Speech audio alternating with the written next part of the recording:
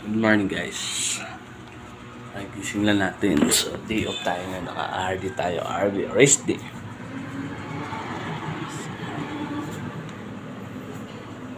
Oras na tayo nagising.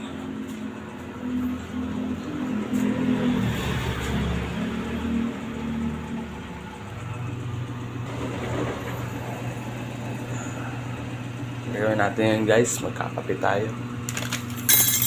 Kasi kagigising lang natin. Naka-rest day tayo guys.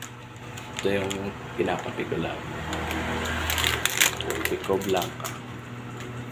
Nantay lang natin yung yung mainit na tubig. Papakulo na tayo.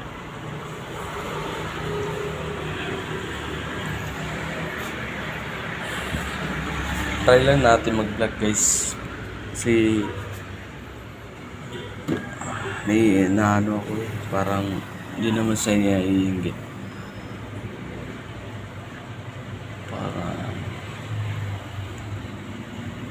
Sarap kasi sarap panoorin yung mga nag-vlog.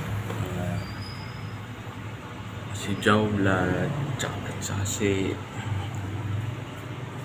idol natin, si Kilay. Super idol ko yan. Siya naging inspirasyon ko kung paano lumaban ng patas. Kasi dati rin ako nagtatrabaho sa probinsya, nagkukupra din ako sa Palayan. Pagkaiba lang namin siya, naging successful lang ngayon. Ako ito, punta ako ng Manila para magtrabaho. Kaso, kulang-kulang pa rin.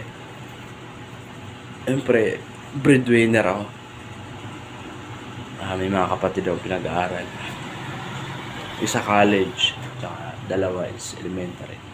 Tsaka yung isang senior high. Ako nagpapaaral sa hindi na kasi kaya ng mga magulang paaralin sila.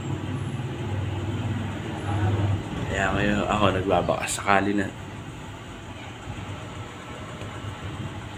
Sana palang araw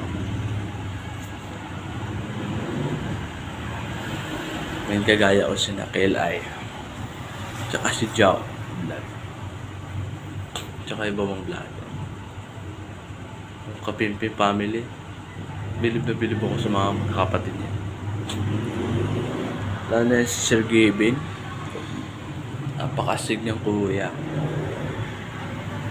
Buhay pa yung papa nila. Nanonood na ako lagi sa vlog nila. Motivate ako sa mga ginagawa nila. Kaso hindi ko kaya pagsabay. Yung halimbawa mag-vlog ako, tapos papasok pa ako ng trabaho.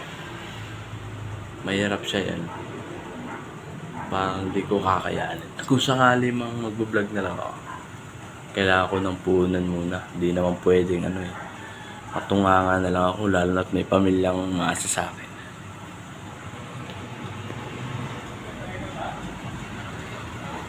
So yan lang muna guys. Mamaya bibili tayo ng ulam.